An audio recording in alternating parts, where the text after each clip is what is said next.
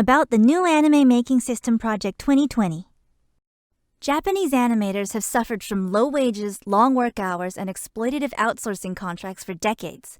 Because of this, the entire industry has faced impoverishment, and in recent years, the increase in inconsistent, low-quality animation shows getting taken off air and degradations in art quality have become a very serious problem. Under these circumstances, we're extremely concerned about the future of Japanese animation that is highly regarded across the world. However, we don't see any way for things to change without the help of the fans. If improving the current anime industry is too difficult, then let's craft a new anime industry as fans.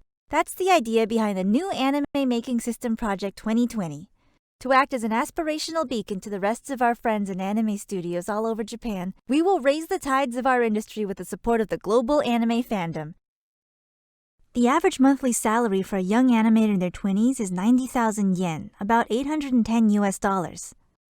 According to the 2015 survey by the Japan Animation Creators Association, it said that the average annual salary for an animator in their 20s is about $9,900. That's about $810 a month. For rookies in their first year at a company, there are even times when they earn less than $270 per month. Rent for a standard studio apartment in Tokyo is about $540, so you can see how low this monthly wage is. There are many reasons for this extremely low income, but the first is the low cost of in-between animation. Most animators are hired under a payment model based on the number of frames they're able to produce, and it takes time for them to get faster and reach a point where they can produce a lot of drawings and make a decent income. For a TV series, one frame of in-between animation goes for about $1.80. This means that if an animator draws 300 frames a month, they only earn about $540. Drawing 300 pages in a month is incredibly tough, particularly for new animators. Drop in art quality.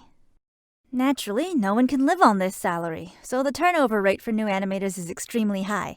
It's said that 90% of employees leave their jobs within 3 years of joining a studio. Even experienced key animators are paid less than what they deserve. After initially staying in the industry in their 20s, it's extremely common for animators in their 30s to quit after thinking about marriage or a new job. Because of this labor shortage, the quality of animation is declining and becoming a serious problem. This is the reason why shows are taken off air more than before, and occurrences of inconsistent low-quality animation are becoming more common in recent years. How did such a harsh work environment come to be?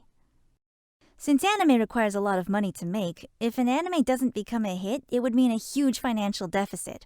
In order to avoid this, the general method of anime production used by production committees is to get television stations, movie companies, advertising agencies, publishers, and major studios to invest in multiple companies a little at a time to create anime. On one hand, this is necessary to avoid risks, but on the other, it has some negative consequences. For example, the budgets given to production companies from the committees are extremely low. Japan's anime production costs are less than a tenth of Disney's. This has caused production companies to lose money and, as a result, led to worse treatment for animators. Currently, it's said that 1 in 4 companies are in the red. In addition, all the profits go to the production committee, so even if an anime becomes a big hit, the animators won't see a dime. There is no way to improve these unusually low production costs. This abnormally low cost of production is the largest factor in the problem of low wages for animators. But unfortunately, there's no effective way to improve it at the moment. If you're a Westerner, you might think that labor unions could do something about it. But that's because many labor unions in the West are industry-specific unions in which an entire industry may participate.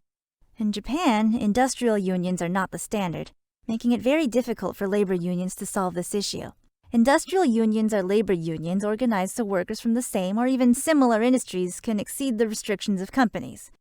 For example, if the anime industry were to do so, that would mean that every anime studio in Japan joins the same union.